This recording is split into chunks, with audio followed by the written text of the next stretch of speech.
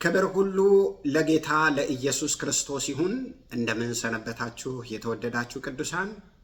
ሰላም ለእናንተ ይሁን። የጌታ ጸጋና ሰላም ይብዛላችሁ። እግዚአብሔር አምላኬን እጅግ አድርጌ አመሰግናለሁ። ጌታ የተመሰገነ ይሁን። ዛሬ ደግሞ በእግዚአብሔር ቸርነት እንደገና ወደፊታችሁ መጥቻለሁ። የጀመርነውን ትምህርት እንቀጥላለን። ዛሬ የመጨረሻውን ክፍል እናገራለሁኝ። እየተነጋገርን ወይንም እየተማርን ያለነው በመካከለኛው ምስራቅ ስላለው ጦርነትና በመካከለኛው ምስራቅ እየተካሄደ ስላለው ሁለንተና በእግዚአብሔር ቃል የተጻፈውን በትንቢቱ መሰረት የተነገረውን በደንብ በዝርዝር በጥልቀት እየተነጋገርን ነበረ። ዛሬ 11ኛ ክፍሌ ነው፣ የመጨረሻ ጊዜ ነው ማለት ነው። እንግዲህ የገባኝን ያክል ያነበብኩትን የሰማሁትን ሁሉ ይዤ በእግዚአብሔር ቃል መሰረት አቅርቤላችኋለሁ። ይህንን የምንማረው ከጥፋት እንድንጠበቅ ያልተጻፈ ነገር እንዳንናገር ወገኖች ሆይ፣ አለማወቅ በጣም ብዙ ጥፋትን ያመጣል። መጽሐፍ ቅዱስ አለማወቅን ይጠላል። መጽሐፍ ቅዱስ ምን ይላልኝ? ምሳሌ 19 ቁጥር 2 ላይ ሰው ያለ ዕውቀት ይሆን ዘንድ መልካም አይደለም፣ ዕውቀት ከማጣት የተነሳም ጠፍቷል ይላል ሆሴ ምዕራፍ 4 ላይ። እና ማወቅ በጣም አስፈላጊ ነገር ነው። በተለይ ደግሞ በመካከለኛው ምስራቅ ያለውን ሁለንተና ማወቅ ደግሞ በጣም አስፈላጊ ነገር ነው ወገኖች ሆይ። ደጋግሜ እንደነገርኳችሁ የዓለም ሁለንተና መሰረት የተጀመረው እዛ ነው። ሰው የተፈጠረው እዛ ነው። ኤደን የነበረው እዛ ነው ወገኖች ሆይ። ኃጢአት ውድቀት የጀመረው እዛ ነው። የዓለም ፍጥረት ሁሉ የጀመረው እዛ ነው። የዓለም ማጠናቀቂያ ሁሉ ነገር የሚያልቀውም እዛ ነው። ስለዚህ በጣም በጥልቀትና በስፋት ማወቅ አለብን። መጽሐፍ ቅዱስ ስለ መካከለኛው ምስራቅ በስፋትና በዝርዝር ነው የሚናገረው ወገኖች ሆይ። ከመጀመሪያ ከአዳም ጀምሮ ወገኖች ከአዳም ጀምሮ እስከ ማለቂያው ድረስ አርማጌዲዮን ጦርነት ተደርጎ ከዛ በኋላ የ1000 ዓመት ኢየሱስ ክርስቶስ በኢየሩሳሌም በደብረ ዘይት ተራራ ላይ መጥቶ በኢየሩሳሌም በዳዊት ዙፋን ላይ ሲቀመጥ የት ነው የሚቀመጠው? መካከለኛው ምስራቅ እስራኤል ነው። ስለዚህ ወገኖች ሆይ ነገር ሁሉ የተጀመረው እዛ ነው። ነገር ሁሉ የሚጠናቀቀው እዛ ነው። በጣም ብዙዎቻችን ስለዚህ ዕውቀት የለንም እና ልናውቅ ያስፈልጋል። የምታውቁ ሰዎች ደግሞ በደንብ ልታውቁ ያስፈልጋል ማለት ነው። እና ባለፈው ስንነጋገር ካስታወሳችሁ አሁን ወደ 14-15 የሚሆኑ የአረባት ሀገሮችን ሁሉ በሙሉ በዝርዝር አስቀመጥኩና እነዚህ ሀገሮች ሁሉ እስራኤልን ይፈልጓታል። ለምንድን ነው የሚፈልጓት? ሊያጠፏት ይፈልጓታል። ነገር ግን እስራኤል ልጠፋ እንደማትችል በዘካርያስ ምዕራፍ 12 ቁጥር 1 እስከ 5 የእግዚአብሔር ቃል ይናገራል። በአሕዛብ መካከል ከባድ ድንጋይ አድርጊያታለሁ፣ ለአሕዛብ ሁሉ እንቆቅልሽ አድርጊያታለሁ። እንቆቅልሽ እኮ ናት። እንቆቅልሽ እኮ ናት። እስራኤል ማለት እንቆቅልሽ እኮ ናት። ነገር ግን ከባድ ድንጋይ አድርጊያታለሁ፣ የሚነካት ሁሉ ይቆስላል፣ ይቀጠቀጣል ይላል። ከዛስ እንደገና የመንገድገድ ዋንጫ አድርጊያታለሁ ይላል። ምን ማለት ነው? ዋንጫ መጠጫ ነው። የነካት ሁሉ ይሰክራል ነው የሚለው የእግዚአብሔር ቃል። እነዚህ ሁሉ አገሮች ደግሞ ሊያጠፏት ይፈልጋሉ። እነሱ ብቻ አይደለም፣ አውሮፓዎች በእሷ ላይ በሙሉ ተነስተዋል። የነኳት ሁሉ በሙሉ ስም ብቻ ይዘው ነው የቀሩት፣ ወድቀዋል። እስራኤልን መንካት አይቻልም ወገኖች ሆይ። ምክንያቱም እግዚአብሔር ኪዳን ገብቷል። ለአብርሃም ኪዳን ገብቷል። ለልጆቹ ኪዳን ገብቷል። በብሉይ ኪዳን ገብቷል ወገኖች። እግዚአብሔር ኪዳኑን አይሰርዝም ወገኖች ሆይ። ቃሌ ከሚጠፋ ሰማይና ምድር ይጥፉ ብሎ በማቴዎስ 5 ላይ ተናግሯልና እስራኤልን እናጠፋታለን ይላሉ። ስለዚህ እስራኤል ልትጠፋ አትችልም ወገኖች ሆይ። ወደ ታሪክ ሁሉ በደንብ በዝርዝር ተመልክተናል። እስራኤል እዚህ የደረሰችው ምን ያልተደረገላታል? እግዚአብሔር በጠላት በተከበበች ቁጥር እግዚአብሔር ለየት ባለ መንገድ ጣልቃ እየገባ ከዚህ በፊት ብዙ ተአምራቶችን አድርጓል። አሁንም እያደረገ ነው። የሚተኮሱት የሚሳኤል መዓት፣ የሚተኮሰው የመሳሪያ አይነት ወገኖች መጥፋት ነበረባት። በህዝብ ትንሽ ናት። 9 ሚሊዮን ህዝብ ነው ያላት። ኢራን ብቻዋን 92 ሚሊዮን ህዝብ ነው ያላት። በጣም የሚገርም ነው። 1,200,000 ሰራዊት ነው ያላት ኢራን። እስራኤል 600,000 ሰራዊት ብቻ ነው ያላት። በህዝብ ትንሽ ናት፣ በሰራዊት ትንሽ ናት። ነገር ግን እግዚአብሔር በኃይል ያስነሳት ናት ወገኖች። ሀገራትን ሁሉ እየሄደች ነው የምታጠቀው። በጣም የተፈራች ናት። የአውሮፓ መንግስት ይፈሯታል፣ ምክንያቱም ኒውክሌር አላት። ያከብሯታል፣ ይፈሯታል። በጣም በስለላ በመረጃ በቴክኖሎጂ ውስብስብ በሆነ መንገድ ሀገሯን የምትመራ ናት። ህዝቡ ተዋጊ ነው፣ አርሚው ተዋጊ ነው። እግዚአብሔር ኃያል አድርጎ ያስቀመጣት ምድር ናት። ልትነኳት አትችሉም፣ ልታጠፏት አትችሉም። ስለዚህ እግዚአብሔር በድንቅና በተአምራት እየመራ እዚህ ያደረሳት ናት። ወገኖች ሆይ ፀሐይን ያስቆመላት ኢያሱ ምዕራፍ 10 ስታይ ፀሐይ ይቁም ብሎ ኢያሱ ጠላቶቹን ሁሉ በሙሉ የእስራኤልን ጠላቶች እስኪያጠፋ ድረስ ፀሐይ የቆመላት ናት። ይሄ ብቻ አይደለም፣ በበረዶ በድንጋይ በሰይፍ በቸነፈር በቅማል በጨለማ የሞትን በኩር በመግደል የፈርዖን የተመረጠውን ሰራዊት 600 ሰራዊት በባህር ውስጥ በመቅበር 32 ነገስታትን በመግደል መላእክታን እየወረዱ 185,000 ህዝብ በመጨረስ ብዙ ታላላቅ ተአምራቶች እየተደረገ የመጣላት ናት። አሁን ምን መጣና ነው እስራኤልን የሚያጠፋት? ልትጠፋ አትችልም። ንጹህ ስለሆነች ነው አይደለችም።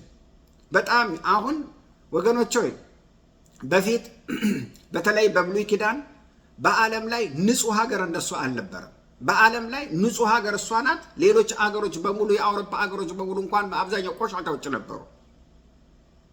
በጣም በተስቦ በበሽታ በቅማል በአይጥ ምናምን በጣም ነበር የሚጨነቁት የነበረው። እስራኤል ብቻ ነበረች ንጹህ። አሁን ደግሞ በዓለም ላይ ሌሎች ሀገሮች ንጹሃን ናቸው። እስራኤል በጣም ቆሻሻ ናት። በከተማም በሉ በእርኩሰትም በሉ በምንም በሉ በጣም ብዙ የቆሸሸ ነገር ነው ያላት። ንጹህ ስለሆኑ ነው አይደለም። እግዚአብሔር ግን ኪዳኑን የሚጠብቅ አምላክ ስለሆነ ነው። ስለዚህ ለእኛ ለቤተ ክርስቲያን የተሰጠን ምንድን ነው? አጥብቀን እንድንጸልይ ነው። መዝሙረ ዳዊት 122 ቁጥር 6 ለእስራኤል ሰላም ይሁን ብላችሁ ጸልዩ ብቻ ነው የተሰጠን ለኛ። የፈለገ ነገር ታድርግ ሂሳቡን ከእግዚአብሔር ጋር ነው የምትተሳሰበው። እኛ አይደለንም ሂሳብ የምንሰጣት።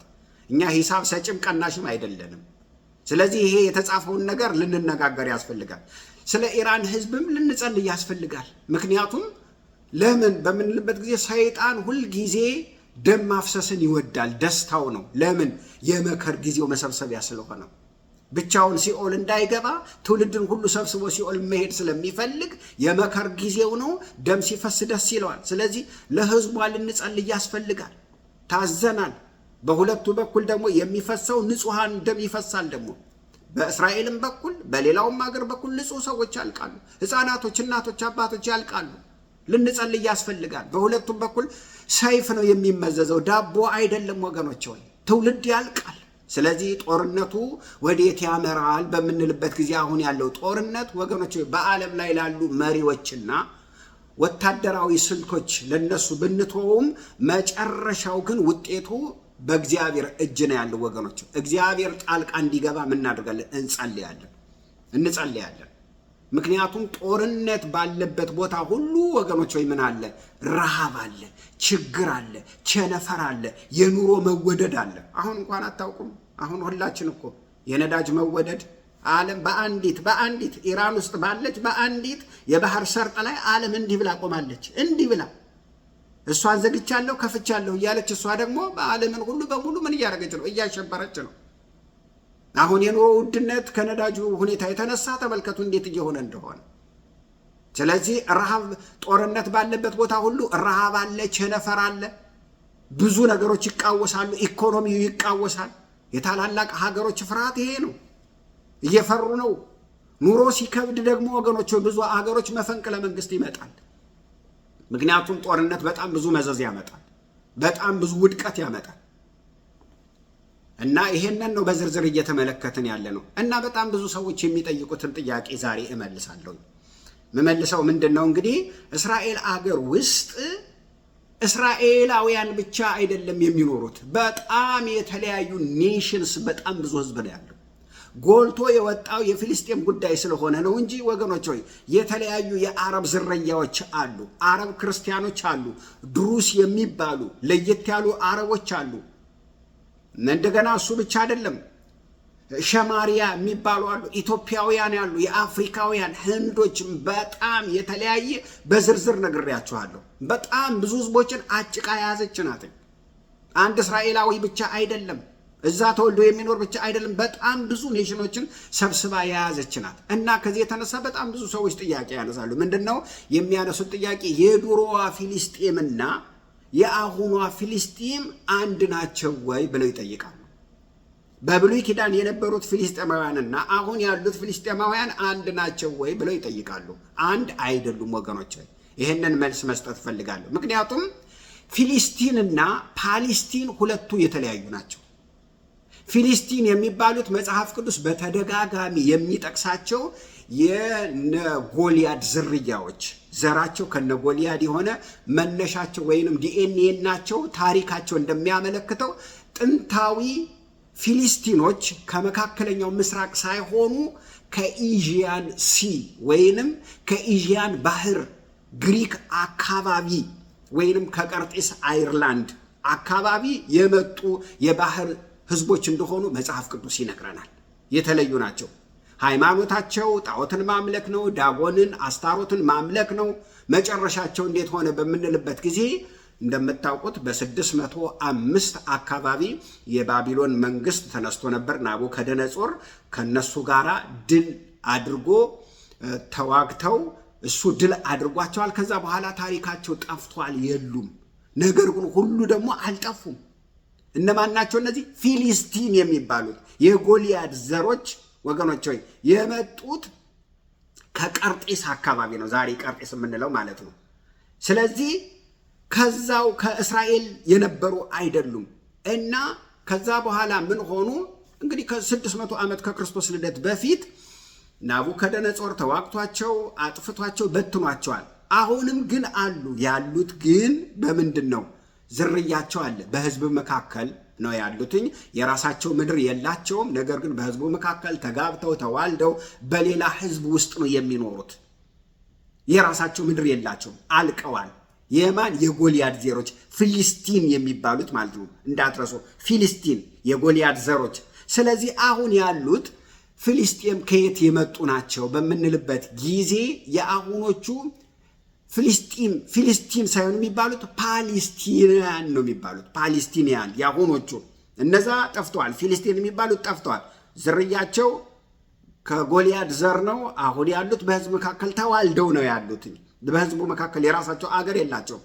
አሁን ያሉት ፊሊስጤም ብለን የምንጠራቸው ፓሊስቲኒያ የሚባሉ ናቸው። እሺ እነዚህ ፓሊስቲኒያ እነማን ናቸው ነው? መጽሐፍ ቅዱስ ማስረጃ ይሰጠናል በደንብ አድርጎ። ሁሉ ነገር የተጻፈ እኮ ነው ወገኖች። የእግዚአብሔር ቃል እኮ ድንቅ ነው። ሁሉን ነገር አስቀምጦልናል። መጽሐፍ ቅዱስ ምን ይላል? ስለ እነዚህ ፍልስጤማውያን ሲናገር አሁን ስላሉት ምን ይላል መጽሐፍ ቅዱስ?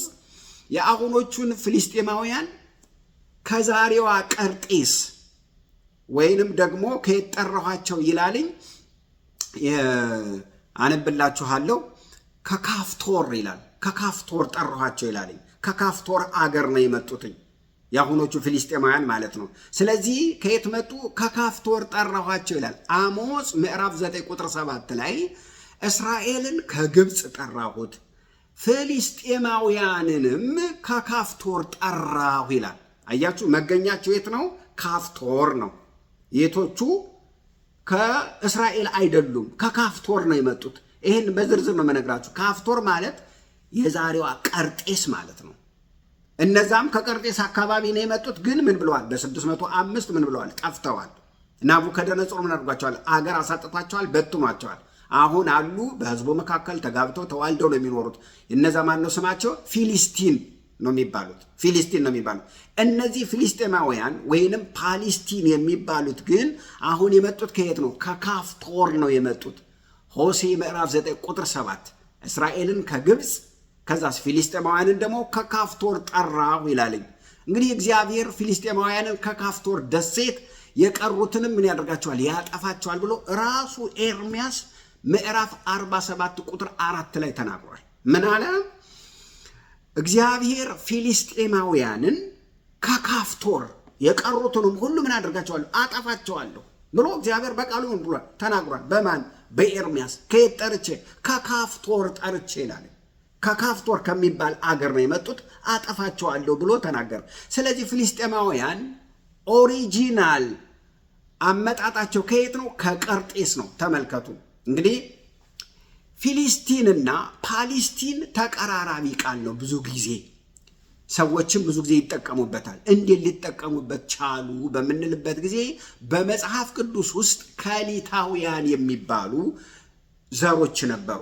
እነዚህም የዳዊት የቅርብ ዘበኞች ነበሩ። ከፍልስጤማውያን ወገን የነበሩ ናቸው። የመጡትም ከቀርጤስ ነው እና እነዚህ የዳዊት ታማኝ ወታደሮች ነበሩ። ስለዚህ የመጡት ከየት ነው? ከቀርጤስ ነው። ስሙ ደግሞ የፓሌስቲንና ፊሊስቲን የሚለው በጣም ተቀራራቢ ስለሆነ ብዙ ጊዜ ይጠቀሙበታል እና ከዛ ስም ጋር የሚያያዝ ስለሆነ አብዛኛውን ጊዜ ሰው ይምታታበታል እንጂ ፊሊስቲንና አሁን ያለው ፓሌስቲን በጣም ልዩነት አለው። ፊሊስቲን አልቀዋል፣ የሉም። የጎልያድ ዘሮች ናቸው። እውነት ነው። ወደዛ ወደ ቀርጤሳ አካባቢ ነበር ይኖሩ የነበሩ፣ አሁን ግን የሉም። በህዝቡ መካከል ተጋብተው ተዋልደው ነው የሚኖሩት። እነዚህ ግን አሁን ከቀርጤስ የመጡ ቢሆንም ነገር ግን ከየት ነው ይላልኝ? ቅድም እንደነገርኳችሁ ከየት ነው የመጡት? ከካፍቶር ነው የመጡት ይላል ኤርምያስ 47 ቁጥር 4 እንደገና አሞዝ 9 ቁጥር 7 ላይ ታገኙታላችሁ። ታዲያ እንግዲህ ይሄንን በምንመለከትበት ጊዜ ሲቀጥል ፊሊስጤም የሚለው ቃል ምንድን ነው ብለን በምንተረጉምበት ጊዜ ዕብራይስጡ ምን ይላቸዋል? ፓላሽ ብሎ ይጠራቸዋል። ፓላሽ ወይንም ወራሪ፣ ሰንጣቂ ከሚለው ቃል የመጣ ነው። ወራሪ ናቸው፣ ሰንጣቂ ናቸው፣ አጥፊ ናቸው ነው የሚለው። ወራሪ ናቸው። ይሄ የሚያሳየው ፊሊስጤማውያን የኢየሩሳሌም ባለቤት እንዳልሆኑ፣ ከሌላ አገር እንደመጡ፣ የነሱ አገር እንዳልሆነ፣ ከባህር ማዶ የመጡ በኃይል የሰፈሩ እንደሆነ ነው የሚናገረው። ደግሞ በጣም የታወቁ ናቸው፣ በኃይል የታወቁ ናቸው፣ በጦር ስትራቴጂ በጣም የታወቁ ናቸው፣ ኃይለኞች ናቸው። በጣም የሚገርማችሁ መኖሪያቸው ኤሪት የምትባል ኤሪት ፓሊሼት፣ አይሁዶች በጣም ይቀርበሉኝ፣ ኤሪት ፓሊሼት የሚባል አካባቢ ነው ይኖሩ የነበሩ። ይሄ ኤሪት ፓሊሼት የሚለው ቃል ፓላስታይን ከሚለው ቃል ጋር ተመሳሳይ ተቀራራቢ አለው። ስለዚህ ይሄንን ብዙ ጊዜ ሰው ምን ያደርገዋል? ይምታታበታል። ፊሊስቲንና ፓሌስቲን ሁለቱ የተለያዩ ናቸው። ደግሜ እነግራቸዋለሁ። ፊሊስቲን የጎልያድ ዘሮች ናቸው። የመጡት እውነት ነው ከቀርጤስ አካባቢ ነው። ነገር ግን በናቡከደነጾር ዘመን ጠፍተዋል፣ አልቀዋል። በ605 አካባቢ ጠፍተዋል። አሁን ዝርያቸው አለ፣ በህዝብ መካከል ተጋብተው ተዋልደው ነው ያሉት። አገር ግን የላቸው። አሁን ያሉት እነማን ናቸው? አሁን ያሉት ፓሌስቲኒያ ናቸው። እኛ ፍልስጤም ብለን የምንጠራቸው ማለት ነው። ከየት ነው የመጡት? ከቀርጤስ የመጡ ናቸው። ኢየሩሳሌም የራሳቸው አገር አይደለችም። እንግዲህ ኢየሩሳሌም የራሳቸው አገር ካልሆነ መጥተው የወረሩ ኢየሩሳሌም መኖር የጀመሩ ናቸው። አመጣጣቸውንም ከባለፈው ቪዲዮ ብትመለከቱ በደንብ አድርጌ አስቀምጬላችኋለሁ። ምክንያቱም የኛ ናት እያሉ ነው። የነሱ አይደለችም። ምድሪቱ የማን እንደሆነች መጽሐፍ ቅዱስ ይናገራል። ስለዚህ ትንሽዬ ታሪኩን ብንመለከት ደስ ይለኛል። እንግዲህ በእስራኤል ደቡባዊ የባህር ዳርቻ በአሽዶድ፣ በአስቀሎና፣ በጋዛ አካባቢ አርኪኦሎጂስቶች ቁፋሮ አደረጉ። እነዚህ የመሬት ተመራማሪዎች ቁፋሮ አደረጉና አንድ ሸክላ አገኙ። ገንቦ ማለት ነው። ሸክላ አገኙና ውስጡ የተጻፈ ወረቀት ነበር። ያንን አወጡና ሲመለከቱ የተጻፈውን ሁለንተና ሲመለከቱ ባህሉ ከመካከለኛው ምስራቅ ይልቅ የሚገርማችሁ ማይሲ ግሪክ፣ የግሪክ ባህል ነው የተገኘው። ተመልከቱ። የት? በአስቀሎና፣ በጋዛ፣ በአሽዶድ አካባቢ አንድ ገንቦ ተገኘ። ይሄ የመሬት ተመራማሪዎች በሚያገኙበት ጊዜ ሲያዩት የተገኘው የመካከለኛው ምስራቅ ሳይሆን ወገኖች ሆይ ይሄ ግሪክ አካባቢ፣ ማይሲያን አካባቢ የግሪክ ባህል ነው የተገኘው። ስለዚህ ከየት እንደመጡ ከተገኘው ጽሑፍ ልንረዳ እንችላለን። ከኢዥያ መምጣታቸውን ያመለክታል። ኢዥያ ደግሞ መካከለኛው ምስራቅ አይደለም። እነዚህ ፊሊስጤሞች ከኢዥያ መምጣታቸውን ይሄው። ስለዚህ ፊሊስጤማውያን የመጡት ከየት ነው? ከግሪክ ኢዥያ ነው የመጡት። እስራኤል የራሳቸው ምድር አይደለችም። መጥተው ወራሪዎች ናቸው። እንዴት ሲባል ተቆፍሮ በተገኘው ጽሑፍ ተረጋግጧል። እስራኤላዊ እንዳልሆኑ፣ መካከለኛው ምስራቅ ዜግነት እንደሌላቸው ያስታውቃል። እንደ አውሮፓውያን አቆጣጠር ጭራሽ 2019 በአስቀሎና አንድ የፊሊስጤም መቃብር ተገኘ። አንድ ፊሊስጤማዊ የተቀበረ መቃብሩ ተገኘና በዚያ ላይ ምርምር ሲደረግ በሳይንሱ ምርምር ሲደረግ ዲኤንኤን የተገኘው ወገኖች እነዚህ ከኢዥያ አካባቢ የመጡ ከኢዥያ ባህር አካባቢ የመጡ ሲፒፕል የተባሉ ዝርያዎች ነው ምርመራ ሲደረግ የተገኘው የመቃብሩ። ስለዚህ እነዚህ ሰዎች የመካከለኛው ምስራቅ ሰዎች አይደሉም። ከኢዥያን ከግሪክ አካባቢ መጣን። ታሪካቸው እንግዲህ ፍልሰታቸው ደግሞ መቼ ነው እንግዲህ ወደዚህ ምድር መምጣት የጀመሩት በምንልበት ጊዜ ከክርስቶስ ልደት 1200 ዓመት በፊት ነው መምጣት የጀመሩት። እነዚህ ህዝቦች በባህር ላይ በጣም ጎበዝ ናቸው። በጣም አዳኞች ናቸው፣ ተዋጊዎች ናቸው። በተለይ ደግሞ ግብፅን ለመውረር ፈልገው ነበረ። ግብፅን ለመያዝ አስበው ነበር። ነገር ግን በግብፅ ንጉሥ በሶስተኛው ራምሴስ ሰርድ በተባለው በሱ ተሸነፉ ማለት ነው እና ግብፅን መያዝ አልቻሉም። ከዛ ልክ ሲሸነፉ ወደ የት ይሄዳሉ? በከነአን በደቡባዊው በኩል የባህር ዳርቻ ላይ ሰፈሩ ማለት ነው። ወደ ከነአን ይሄዱና ጫፏ ላይ ባለችው ባህር ዳር ላይ ምን አደረጉ? ሰፈሩ። አሁን እንግዲህ ፓላስታይን የሚባለው ጠርዝ ላይ ተቀምጠዋል ማለት ነው። እንግዲህ ልክ በዛ በከነአን ጫፍ ላይ ባህር ጫፍ ላይ ልክ ሲሰፍሩ የገዟቸው ከተሞች የኖሩባቸው ከተሞች ነበሩ። እኛ የምናውቃቸው አሁንም ብዙ ጊዜ ስማቸው የሚጠራ ጋዛ፣ አስቀሎና፣ አሽዶድ፣ ጌት፣ አቃሮን የሚባሉ እነዚህ መጽሐፍ ቅዱስ በዝርዝር ይናገራልኝ። እኛም አሁን እናውቃቸዋለን። በዜና ሲነገር ሄዳቸው የምታውቋቸው ሰዎች አሉ። እነዚህን አገሮች ይኖሩባቸው ነበረ። ስለዚህ ፍልስጤማውያን በአካባቢው ባዕዳን የነበሩ ነገር ግን ፓላሽ ወይንም ወራሪ ተብለው የተጠሩ ህዝቦች ናቸው። ምክንያቱም መነሻቸው ከሜዲትራኒያን ባህር ማዶ ከነበረው ከቀርጤስ ደሴት ነው የመጡት።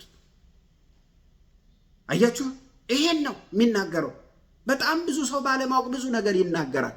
ልንገራችሁ ወገኖችን፣ በጣም የሚገርማችሁ ነገር ነው። የሮማውያን ንጉሥ የሚባል ሄድሪያን ተነስቶ ነበር። በታሪክም እናንተ ታውቁታላችሁ። እኔ ለመከለስ ያክል ነው የምናገረው። ሄድሪያን የሚባለው ንጉሥ ተነሳና የሮም ንጉሥ ነው። ሁለት ትልልቅ ጥፋቶችን አጠፋ። ሁለት ትልልቅ ጥፋቶችን። እንደዛ ያደረገበት ምክንያት አውቆ ነው። አይሁድን ስለጠላ ነው።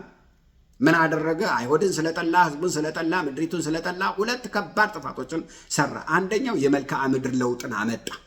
የአይሁድ ህዝብ ከምድሩ ጋር ያለውን መንፈሳዊ ቁርኝት ስለሚያውቅ ያንን ከምድሩ ጋር ያለውን መንፈሳዊ ቁርኝት ለማጥፋት ጁዲያ የሚለውን ስም ሰረዘና፣ ወይንም አይሁድ የሚለውን ስም ሰረዘና፣ ጁዲያ ተብለው ነው የሚጠሩት። ያንን ስም ሰረዘና በጥንቱ በጠላቶቻቸው ስም ፓሊስቲኒያ ብሎ ጠራቸው ማለት ነው። ተመልከቱ፣ ፓሊስቲኒያ ብሎ ጠራቸው። ይሄንን ያደረገው ሄድሪያን የሮም ንጉሥ ነው።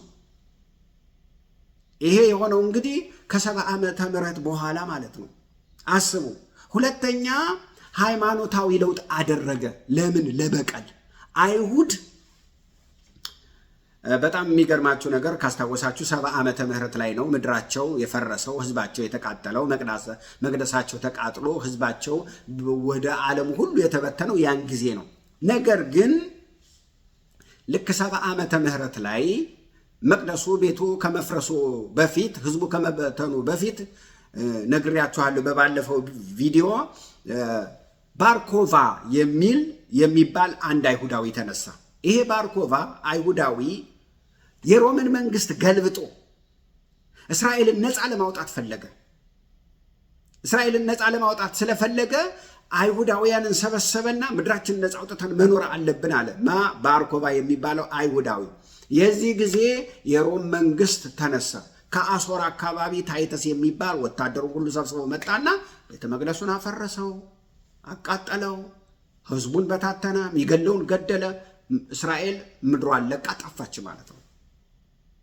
እስከ 1948 ለ2000 ምናምን ዓመት ምድር አልነበራቸውም። በዚህ ጊዜ ነው ፊሊስጢን መጥተው መኖር የጀመሩት። ፓለስታይኖች ወይንም ፊሊስጤማውያን መጥተው መኖር የጀመሩት በዚህ ጊዜ ነው። አስቡ። ታዲያ በጣም የሚገርማችሁ ነገር ምን አደረገ? ሃይማኖታዊ ለውጥ አደረገ። ማን ነው ይሄ? ሄድሪያን በጣም አመፀኛ ንጉሥ ነበረ፣ አይሁድን ለመበቀል ብሎ ማለት ነው። ከዛ በብስጭት ኢየሩሳሌምን ምን ብሎ ይጠራታልኝ? ኤልያ ካፒቶሊና ብሎ ስም አወጣላት። ኤልያ ካፒቶሊና። ቤተ መቅደሱን የሮም ጣዖት ወሰደና ተከለበት። ከዛ ለጣዖቱ መሰዊያ ሰራ። ለእስራኤልም ሌላ ስም እያወጣ ከተማይቱን ማርከስ ጀመረ። መቅደሱንም ማርከስ ጀመረ ማለት ነው።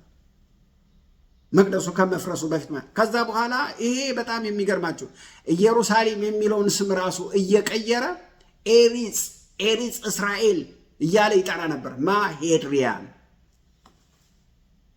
ታዲያ ግን አይሁድ በስደት በኖሩበት ዘመን የሀገራቸው ስም ቢቀየርም የእነሱ ሁለንተና ቢጠፋም እነሱ በስደት በኖሩበት ዘመን ግን ወገኖች ወይ እሱ በጠላቶቻቸው ስም የሀገሪቱን ጁዲያ የሚለውን ስም ቀይሮ ፓሊስቲኒያ ብሎ ቢጠራትም እስራኤልን ወይንም የአይሁድን ምድር እንደዛ ብሎ ቢጠራም እነሱ በስደት በኖሩበት ዘመን ፓሊስቲን ብለው ጠርተው አያውቁም።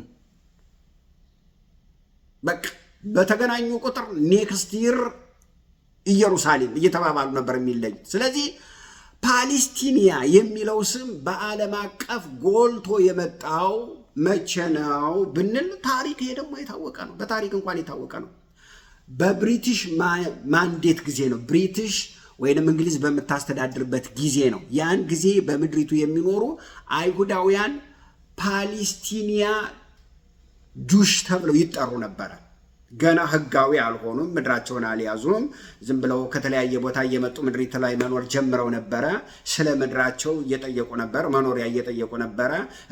እስራኤል ምድር ያስፈልገናል፣ ሀገር ያስፈልገናል እያሉ ግን ከአውሮፓ ከተለያየ ቦታ እየመጡ መኖር ስለጀመሩ የእንግሊዝ መንግስት ደግሞ ምን ብሎ ጠራቸው? ያላችሁት በፓሊስቲኒያ ነው፣ እናንተ ግን ጁዳይዝም ናችሁ ብሎ ፓሊስቲኒያ ጁዳይዝም ብሎ ጠራቸው ማለት ነው። ከዛ በኋላ ፓሊስቲኒያ ጁሽ ተብለው እየተጠሩ ሲኖሩ በ1948 ዓመተ ምህረት መንግስታቸውን ሲመሰርቱ ፓሊስቲኒያ የሚለው ስም መጠሪያ ለአይሁዶች አበቃና ወደ ጥንቱ ስማቸው እስራኤል ወደሚለው ስማቸው ተመለሱ ማለት ነው።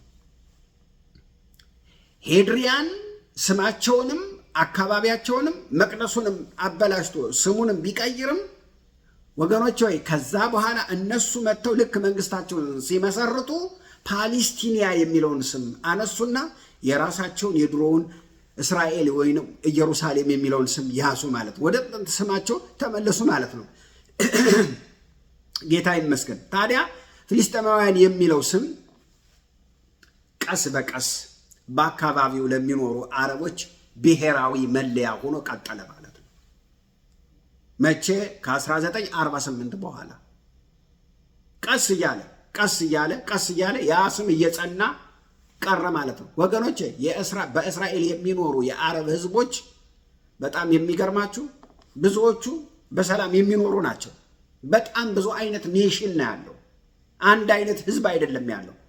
ወደ 5 አይነት 6 አይነት ህዝብ ነው ያለው። ዝም ብሎ እስራኤል ስንል እስራኤልን ብቻ አይደለም ማሰብ ያለብን። ለምሳሌ በእስራኤል የሚኖሩ በጣም ብዙ አረቦች አሉ። ልንገራችሁ ስንት አይነት ህዝብ እንዳለ። አንደኛ በአሁኑ ሰዓት በእስራኤል ምድር የሚኖሩ አረቦች ከጠቅላላው የእስራኤል ህዝብ ቁጥር 21%ን ይዘዋል። 21% የሚሆኑ አረቦች አሉ። ወገኖች ወይ ምን ማለት ነው? 21% ማለት 2.1 ሚሊዮን ገደማ ይሸፍናል።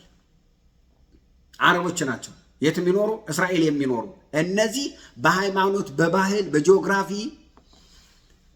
በተለያየ ዘርፎች የሚካፈሉ ናቸው። ይሄ ብቻ አይደለም። 80%ቱ ሱኒ ሙስሊሞች ናቸው። የት የሚኖሩት? እስራኤል። ሱኒ ሙስሊሞች ናቸው። በሰሜን እስራኤል ክፍል በገሊላ፣ በናዝሬት፣ በሃይፋ አካባቢ የሚኖሩ ሙሉ ሙስሊሞች፣ ነገር ግን በሰላም የሚኖሩ የእስራኤል ዜግነት ያላቸው ናቸው። ይሄው መረጃውን ነው እኮ የምነግራችሁ። እናንተም ልታገኙት የምትችሉትን ነው የምነግራችሁ። እስራኤል ብቻዋን አይደለም እየኖረች ያለችው። የእስራኤል ዜጋ የሆነ ብቻ፣ አይሁዳዊ የሆነ ብቻ ወይንም ክርስቲያን የሆነ ብቻ አይደለም የሚኖረው። 80% ሱኒ ሙስሊሞች ዜግነት ያላቸው በሰላም የሚኖሩ በፓርላማ ውስጥ ተወካይ ያላቸው ናቸው። ዜጎች ናቸው። በሰላም የሚኖሩ ናቸው። ሙስሊሞች ናቸው። ሁለተኛ ሌሎች ደግሞ አረቦች አሉ።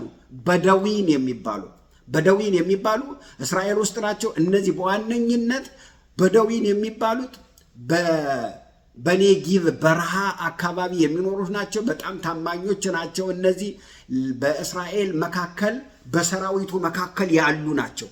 በወታደራዊ መካከል ይሄ IDF በሚባለው ወታደሮች መካከል ያሉ ናቸው። በሰራዊቱ መካከል በፈቃደኝነት የሚያገለግሉ ናቸው። በተለይ በአካባቢ ያለውን በረሃ ዳርቻ በመጠበቅ ይታወቃሉ። ለእስራኤል በጣም ታማኞች ናቸው። እነዚህ በደዊን የተባሉ እነዚህ አረቦች ናቸው። ልጆቻቸው ከእስራኤል ሰራዊት ጋር አብረው የሚያዘምቱ ናቸው። ከእስራኤል ሰራዊት ጋር አብረው ለጦርነት የሚዘምቱ ናቸው።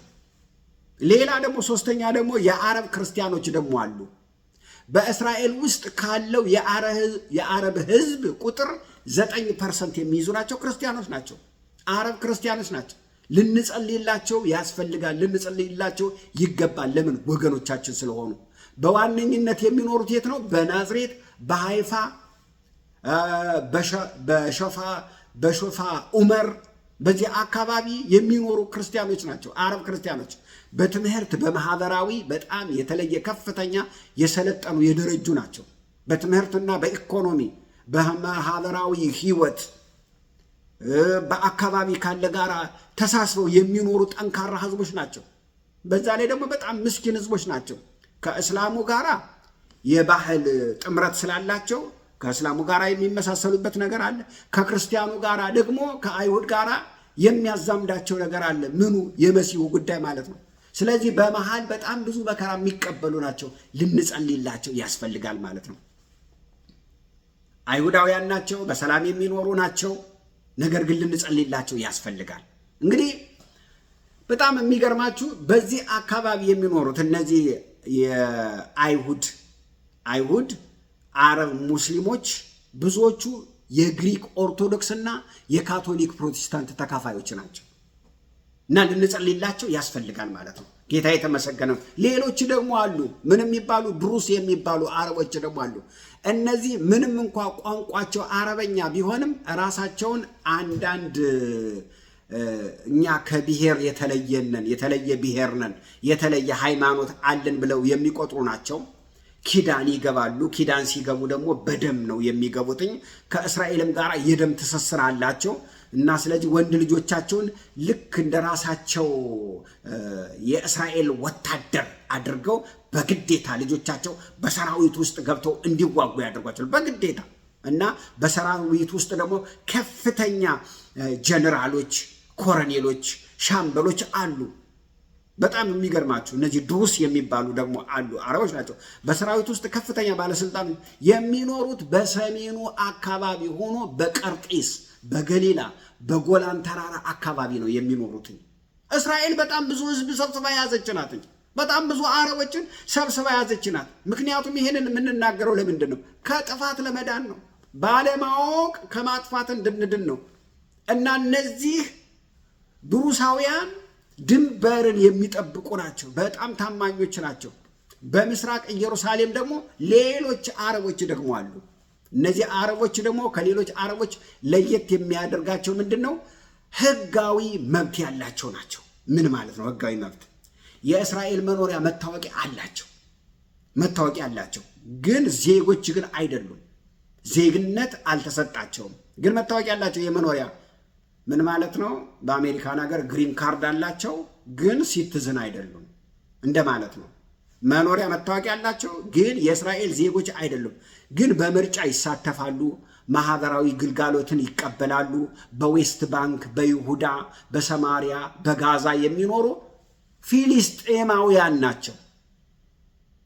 መታወቂያ ያላቸው ዜጋዎች ያልሆኑ ነገር ግን በብዙ ነገር የሚሳተፉ ፊሊስጤማውያን ናቸው። የት ነው የሚኖሩት? በዌስት ባንክ፣ ይሁዳ፣ ሰማሪያ፣ ጋዛ አካባቢ የሚኖሩ ናቸው። ምንድን ናቸው? ፊሊስጤማውያን ነው የሚባሉ። ሙስሊሞች ሆነው የፊሊስጤም ዝርያ ያላቸው ናቸው። በሰላም የሚኖሩ ናቸው። በእርግጥ አንዳንድ በጥባጮች አሉ። በእስራኤል መንግስት ቁጥጥር ስር ሆነው በራስ ገዝ ስር አስተዳደር ውስጥ ሆነው የሚኖሩ ናቸው። የእስራኤል ዜግነት የላቸው፣ መታወቂያ ግን አላቸው። ምንድን ናቸው? ፊሊስጤማውያን ናቸው። ሌሎች ደግሞ አሉ ሸማሪያ የሚባሉ። ሸማሪያ መጽሐፍ ቅዱስ የሚያውቃቸው ሰማሪያውያን ማለት ነው። አመጣጣቸው አንደኛ ነገሥት ምዕራፍ 11 ጀምሮ ታገኙታላችሁ። በኢዮርብዓም ዘመን የእስራኤል መንግስት እንግዲህ እንደምታውቁት 12 ነበረ ነገዱ። ከዛ በኋላ በኃጢአት ምክንያት ሰለሞን ባመጣው ኃጢአት ምክንያት መንግስት ይከፈላል በሮብዓም ጊዜ። ከዛም በኋላ 10ሩን መንግስት ለኢዮርብዓም ይሰጠዋል።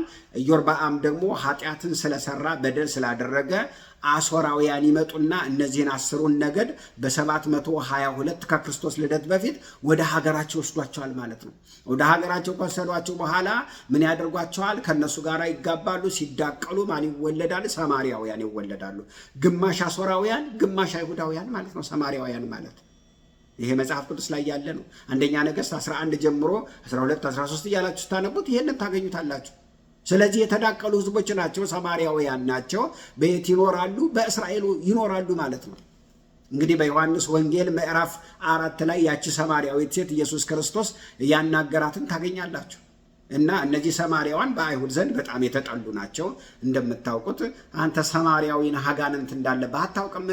ልክ አይሁድ ማለት ሰማርያውያን ሰው አገኘ ማለት አጋንንት አለበት ብሎ ነው። ኢየሱስንም አንተ ሰማርያዊ ነህ አጋንንት አለብህ በማለታችን ተሳስተናልን ነው ያሉት።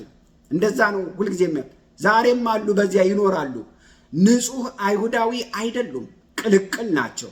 5ቱን የሙሴ ሕግ ይቀበላሉ፣ ነቢያትን አይቀበሉም፣ መላእክታንን አይቀበሉም፣ ሙታን ትንሣኤን አይቀበሉም። እስካሁን የት ነው ያሉት? በዚያ ይኖራሉ። እና ይሄ ጽሁፋቸው ማለት ነው የሚጽፉት ጽሁፋቸው የጥንታዊውን የህብሩን ፊደል ነው የሚጠቀሙት። መጽሐፋቸው ሲጠቀሙ ያንን ነው የሚጠቀሙት። እነዚህ ብቻ አይደሉም። እነዚህ ሰማርያውያን ብቻ ሳይሆን በዛ ደግሞ ኢትዮጵያውያን አሉ። ኢትዮጵያውያን እስራኤላውያን በጣም የምትወዳቸው የምታከብራቸው፣ በጣም ታማኝ ህዝብ ስለሆኑ ትልቅ ስፍራ የምትሰጣቸው ናቸው። በጣም ብዙ የተለያዩ ህዝቦች አሉ። ህንዳውያን አሉ፣ አፍሪካውያን አሉ። ወገኖች በጣም ብዙ። በተለይ እነዚህ ሳምራውያን ዛሬም ቢሆን እዚህ በገሪዛን ተራራ በናቡዝ በምትባል ከተማ ላይ ይኖራሉ። በቴል አቪቭ ይኖራሉ። ወገኖች ሆይ ከሳምራውያን በተለይ የምንማረው ምንድን ነው? ሃይማኖትም ሆነ ታሪክ እንደማያድን፣ ሰው የሚድነው ከክርስቶስ ጋር በመታረቅ እንደሆነ ጌታችን ኢየሱስ ክርስቶስ ለሰማርያዊቱ ሴት የሰጣት ምንድን ነው? አምልኮ በያዕቆብ ተራራም አይደለም፣ በዚህም በዛም አይደለም፣ በኢየሩሳሌምም አይደለም። አምልኮ ለእግዚአብሔር በእውነትና በመንፈስ ለእግዚአብሔር በመስገድ ነው ብሎ ሲነግራት እንመለከታለን። የሃይማኖት ሰዎች ናቸው። እዚህ ይሰገድ እዚህ ይሰገድ የሚሉ ናቸው። መጽሐፍ ቅዱስ አምልኮ ስግደት ለእግዚአብሔር እንደሆነ ሲነግራት እንመለከት። ስለዚህ እስራኤልን ስታነሱ አንድ ህዝብ ብቻ ማንሳት የለባችሁም ወገኖች ሆይ። በየአይነቱ የሆነ ህዝብ ነው ምድሪቱ ላይ የሚኖረው። ከተለያየ አገር የመጣ የተለያየ ኔሽን፣ የተለያየ ቋንቋ የሚናገር፣ የፐርዥያ ቋንቋ የሚናገሩ፣ አረበኛ ቋንቋ የሚናገሩ፣ ትግርኛ ቋንቋ፣ አማርኛ ወገኖች ሆይ፣ የፍልስጤም ቋንቋ የሚናገሩ፣ የህንድ ቋንቋ፣ የተለያየ አፍሪካ ሀገሮችን ቋንቋ የሚናገሩ ወገኖች፣ በጣም ብዙ ኔሽን ነው እዛ ውስጥ ያለው። የፍልስጤም ስም ገኖ ስለወጣ ስለ ፍልስጤም ብቻ እናወራለን እንጂ እስራኤል በጣም ብዙ ህዝብ ነው ምድሪቱ ላይ የሚኖረው። እና ልክ እስራኤልን ስታስቡ ልክ እንደ ዴቪል ልታስቧት አይገባም። ልክ እንደ አጋንንት አድርጋችሁ ልትቆጥሯት አይገባም። ታሪክን ማወቅ ከጥፋት ይጠብቃል። ምክንያቱም ምድሪቱ የማን ናት? እግዚአብሔር ምድሪቱን ለማን ነው የሰጠው? ምድሪቱን የሰጠው ለአብርሃም ነው። ምድሪቱን የሰጠው ለይስሐቅና ለዘሩ ነው የሰጠው ወገኖች ሆይ። ፍልስጤማውያን ከየት መጡ ስንል እንደነገርኳችሁ ከቀርጤስ ነው።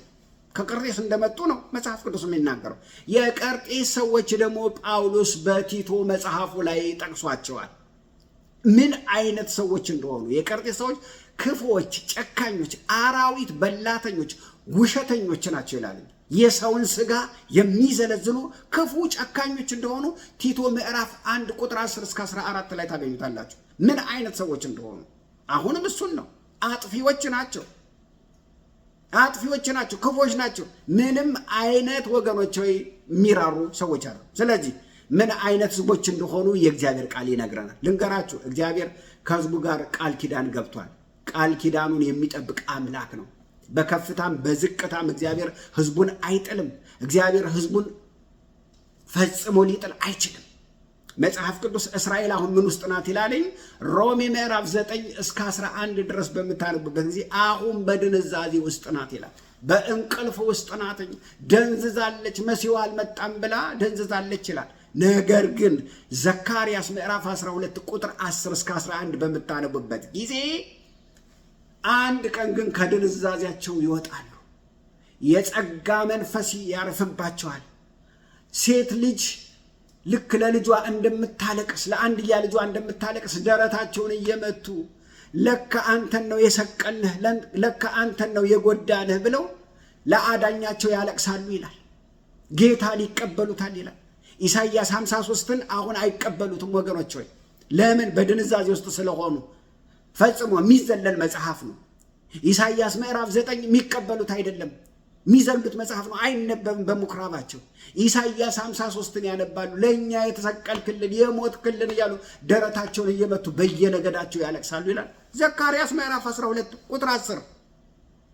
በየነገዳቸው ያለቅሳሉ ይላል። ከዚያስ ኢሳይያስ 9ን ደግሞ ያነቡታል። ምን ይላል ኢሳይያስ? ተገለጠላቸው፣ በራላቸው፣ እነሆ ድንግል ትጸንሳለች፣ ወንድ ልጅ ትወልዳለች፣ ስሙም የሰላም አባት፣ የዘላለም አምላክ፣ የሰላም አለቃ የሚለውን ምን ያደርጉታል? ይቀበሉታል፣ ያምኑታል፣ ደስ ይላቸዋል። ደረታቸውን እየመቱ እየደቁ ያለቅሳሉ። ይሄ ብቻ አይደለም ወገኖች ሆይ፣ የሚገርማችሁ ነገር ራእይ ምዕራፍ 7 ላይ በምታነቡበት ጊዜ ወደ ጌታ መጥተው ከነሱ ነው ከ12ቱ ነገር ነው እግዚአብሔር የሚገርማችሁ ነገር 12,000 አድርጎ 144,000 ለወንጌል የሚቀባቸው እነሱን ነው። በታላቁ በመከራው ዘመን ለወንጌል የሚቀባቸው እነሱን ነው። 144,000 ወንጌል ይሰብካሉ፣ ለዓለም ይሰብካሉ፣ ብዙዎችን ከጨለማ ወደሚደነቅ ብርሃን ያወጣሉ። እውነት ነው። አሁን ክርስቲያንን የሚጠሉ ናቸው፣ ክርስቶስን የሚጠሉ ናቸው፣ መሲሁን የማይቀበሉ ናቸው። እውነት ነው። ነገር ግን አሁን ድንዛዜ ላይ ናቸው። የሚነቁበት ጊዜ አለ ይላል። እኔና እናንተ ምን እናድርግ? እኔና እናንተ ኪዳኑ የገባን ሰው፣ በክርስቶስ ደም የተዋጀን የተቀደሰን ሰዎች፣ የከበርን ሰዎች ለእነሱ ልንጸልይላቸው ያስፈልጋል። ልንንቃቸው አያስፈልግም። እነሱ ስለወደቁኛ ልንመካ አያስፈልግም። ምክንያቱም ሮሜ ምዕራፍ 11 ላይ ሲናገር ምላል እነሱ ወድቀዋል፣ አንተ ተነስተሃል። እነሱ አላመኑም ወጡ፣ አንተ ግን አምነህ ገባህ። ስለዚህ የትዕቢትን ነገር እንዳታስብ ተጠንቀቅ። ለምን? እነሱን ገንጥዬ እንደጣልኳቸው አንተንም ገንጥዬ እጥልሃለሁ ይላል። ስለዚህ የትዕቢትን ነገር እንዳታስብ ተጠንቀቅ። አምላኬ ወይ እንዴት ነው ምሕረት ያረክልኝ እያልክ ለአንተም ጸልይ፣ ለእነሱም ጸልይ ነው የሚለው። እኛ ድነናል፣ እነሱ እኮ ምንድናቸው ዝም ብለው እንዳትል ተጠንቀቅ። እገነጥልሃለሁ ነው የሚለው። እገነጥልሃለሁ፣ እነቅልሃለሁ ነው የሚለው። የትዕቢትን ነገር አታስብ። እነሱ ለጥቂት ጊዜ ድንዛዜ ውስጥ ስለሆኑ ነው አንተ ገብተህ የዳንከው ይላል። ለማስቀናት ነው ይህንን ያደረግኩት ይላል። እናት በሁለት ልጆቿ መካከል አንዱን ለማብላት አንዱን እያስቀናች እንትን እንደምታደርግ እንደዛ ነው። እኛን እያዳነ እነሱን ያስቀናቸዋል። እግዚአብሔር አስቀናቸው ይላል። እንደገና ሳኦል ራሱ ጳውሎስ አሕዛብ ይድኑ ዘንድ እናንተን አስቀናኋችሁ ይላል። ወገኖች ለጥቂት ጊዜ ነው ድንዛዜ ውስጥ የሆኑ፣ ለጥቂት ጊዜ ነው ያልተቀበሉት። አሁን በድንዛዜ በጨለማ ውስጥ ነው ያሉት፣ በሞት ውስጥ ነው ያሉት። ነገር ግን አንድ ቀን ከእንቅልፋቸው ይነቃሉ። ያን ጊዜ ለካ ኢየሱስ ይላሉ። እግዚአብሔር አምላክ ማስተዋልን ይስጠን ወገኖች ሆይ። ጌታ የተመሰገነ ይሁን። ክብር ሁሉ ለጌታ ለኢየሱስ ክርስቶስ ይሁን። እግዚአብሔር ይባርካችሁ። ለሁሉ ሰው አድርሱልኝ። ላይክ አድርጉ፣ ኮሜንት ጻፉ፣ አነባለሁ። እሱ ብቻ አይደለም፣ አብረን እናገልግል። ሰብስክራይብ አድርጋችሁ የደወል ምልክቷን ልክ ስታበሩ መልእክቱ ሁሉ ወደ እናንተ ይደርሳችኋል። ዘመናችሁ የተባረከ ይሁን። ወዳችኋለሁ። እግዚአብሔር ይባርካችሁ። እንጸልያለን። እናመሰግንሃለን። ስምህ የተባረከ ይሁን። በጌታ በኢየሱስ ክርስቶስ ስም ስለረዳኸኝ አመሰግንሃለሁ። ይሄ ቃል በሰው ሁሉ ቤት ይግባ። ተመስገን። በኢየሱስ ክርስቶስ ስም አሜን፣ አሜን።